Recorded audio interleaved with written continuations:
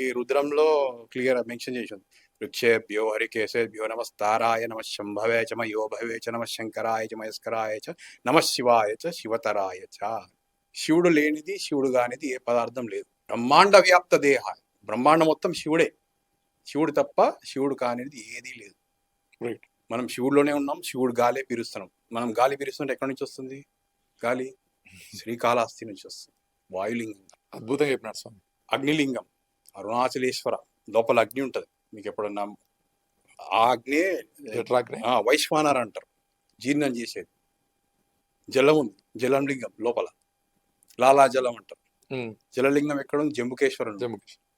ఇక్కడ మీరు ఎంత స్నానం చేసుకోండి, శాంటికోటేశ్వరం చెప్పినట్టు ఏదో ఒక మురికి వస్తుంది, తూలి వస్తుంది. అది ఏం లింగం? ఏకాంబరేశ్వర్ పృథ్వీలింగం కాంచీపురం. తర్వాత నటరాజ స్వరూపం ఆకాశలింగం. ఈ గ్యాప్స్ ఉన్నాయి, ఈ గ్యాప్స్లలో ఈథర్ అంటారు, స్పేస్.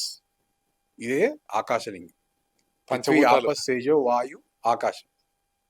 సో ఈ పంచభూతాలు మనలో ఉన్నాయి. శివుడు బయటనే ఉన్నాడు. బ్రహ్మాండం మొత్తం శివుడే ఉన్నాడు.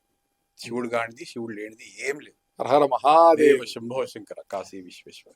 అది మీరు ఫీల్ అయితే గానీ మీరు తెలుసుకోలేరు.